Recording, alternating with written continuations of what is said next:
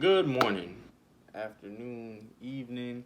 I hope everyone's staying safe and doing good out there. I wanted to begin things off with a quick scenario. So imagine you're in a grocery store setting, like a Walmart, a Winn-Dixie, a Rouse's, and you're shopping for groceries. You put them up on the conveyor belt, and the clerk swipes them through. You begin exchanging with the clerk. You hand them money, and they hand you the receipt, your receipt, and the clerk sneezes on your hand, right? So a regular person probably say bless you or ew, but in the midst of this pandemic, um, all you're thinking is someone just sneezed on your hand, on my hand, and what do I do now? Hand sanitizer, hand sanitizer, hand sanitizer.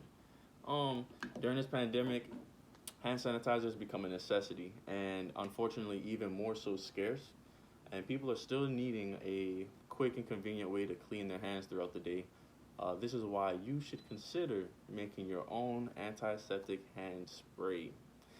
Myself, I'm a professional, a healthcare professional. I work as an EMT with the Canadian Ambulance Services, and I am also a combat medic with the Army. So I have plenty of experience with personal protective equipment, sterilizing items, making sure I'm not cross contaminating, keeping up with everything, just being plenty good hygienic stuff going on. So what we're going to be going over and discussing is why you need to make your own hand spray, how to make it, and the benefits you'll receive. Uh, so as y'all know, every store you go to, there's a lack of hand sanitizer due to the pandemic. Every shelf you go on, everywhere you go, shelves are empty.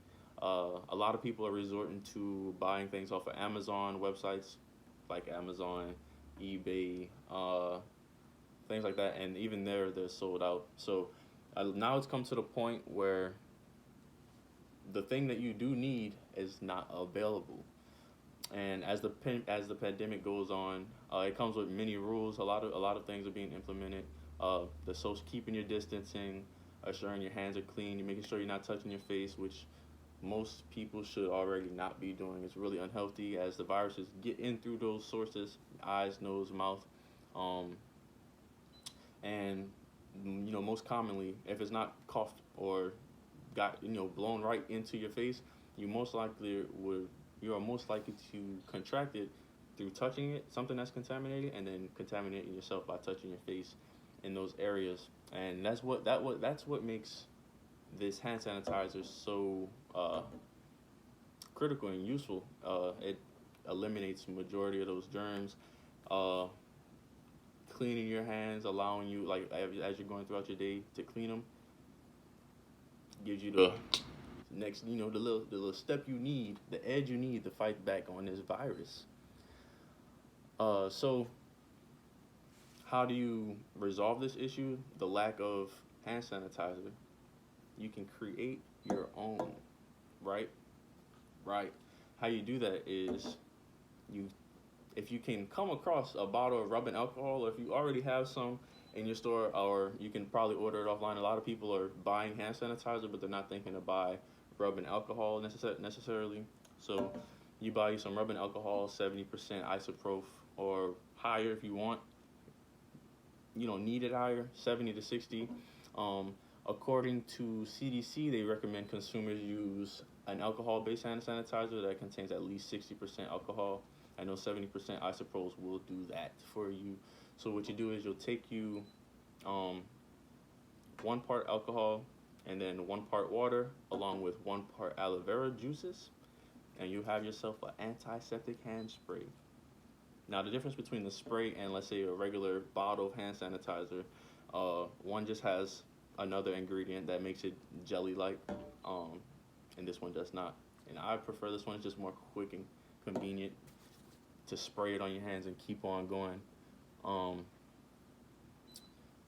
so, a few ways or perks of using this method and creating your own hand sanitizer that you'll have your own supply, a whole bunch, a whole bottle of, just imagine a whole bottle of alcohol, being condensed into these little spray bottles, or whatever spray bottle you have would work, or if you just want to pour it on real quick.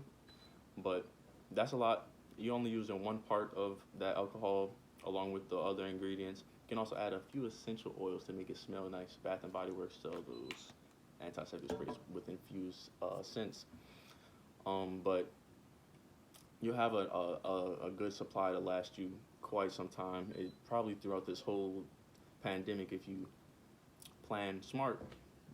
Um, there's also it also like having that supplies also creates a sense of not having to worry as much about how clean oh not having to worry as much about infecting yourself and others because you'll be disinfecting, you'll be doing the opposite. uh, so you can feel clean because you are clean.